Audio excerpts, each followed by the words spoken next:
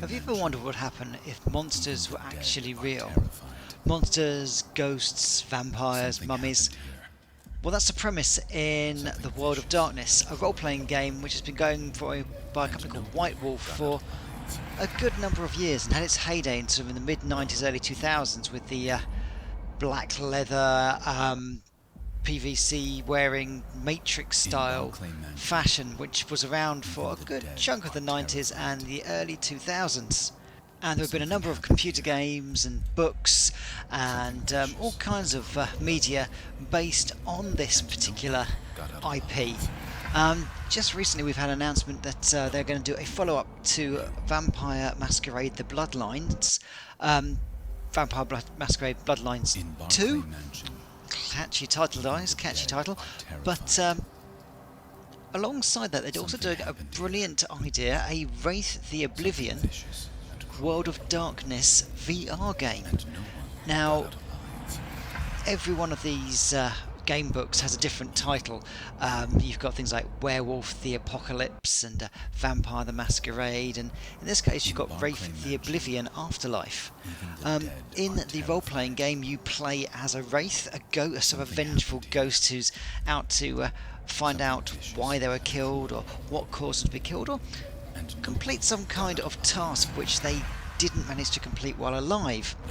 And according to the trailer at the start here, it says that something horrible has happened at a particular mansion house and you didn't get out alive. So what I can assume is you're playing as a ghost and you are seeing other ghosts and you're trying to work out what killed you or who killed you and why, which I think is a brilliant idea for a VR game, and I'm really looking forward to it.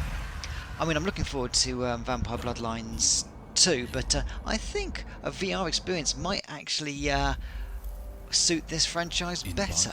I mean, I remember in the old days, back in the sort of mid-90s, they had Hunter the Reckoning on the PlayStation 1, which is a fantastic game, and I played that before I even knew what the World of Darkness actually was.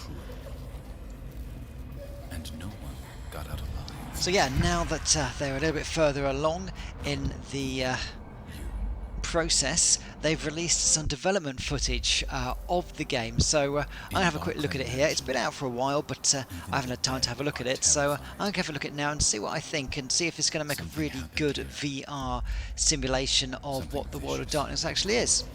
So yeah, let's give this a try.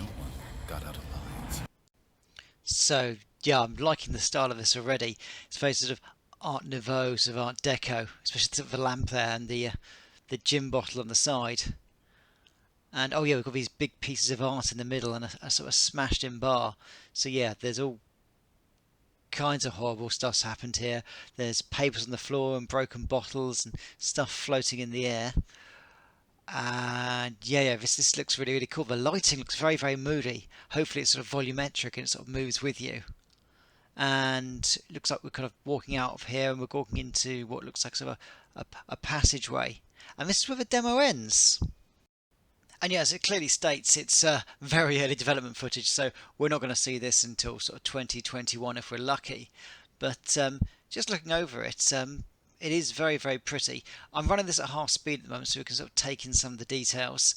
I like the timber sort of feature wall in the background there, and just sort of all the breakages. Although I can see a few reused assets. Some of the lamps there, some of the books look very similar to the ones at the back, but that happens in VR games.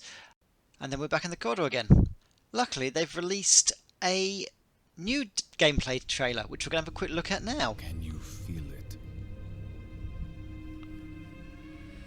And yeah, it's a very, very different aesthetic here. You've got pallets and what looks like a garage. Oh, and then we've got that wall on the right again. Ooh, body being dragged off. Yeah, this looks a whole lot spookier and creepier than the early development footage.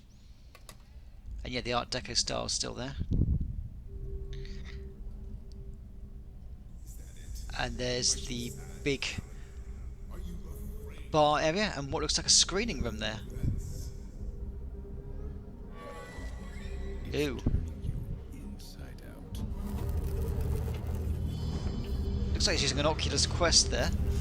Oh, you said like you can grab things by the look of it, which is one of the powers you get when you're a wraith. And you can also walk through cupboards and walk through walls and things. And cue jump scare. I think it was very Alien Isolation. I wonder if you'll be sort of hiding in cupboards like Alien Isolation and running away from some creatures as opposed to fighting them. You know that deep within the rotten heart of the Barclay Mansion lies a truth only the dead can understand. Okay, that looks creepy as hell. Yeah, I'm really, really very much looking forward to that. Can you hear it pounding? Okay, yeah, so first impressions. I'm very, very much looking forward to playing this game. I love VR games. I love VR horror, all the way back to the DK Development Kit 2 when they first released Affected the Manor, which is a really, really great VR sort of game. It was very, very basic. You didn't have any interaction. With this, though, it looks like you get full interaction. You get physics-based puzzles. You get to investigate things and wander around. And yeah, I'm really, really, really excited for this. There hasn't been a really good horror game for the Oculus Rift or the any of the wireless ones in quite some time.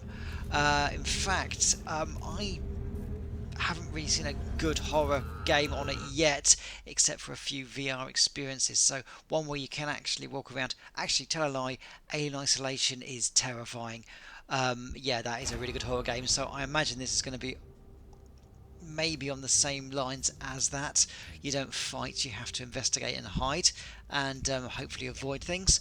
But we shall see. So yes, Wraith, The Oblivion Afterlife looks absolutely fantastic. I look forward to it very, very much. I look forward to bringing you more details when they come out. Thanks for watching. Keep it subhuman.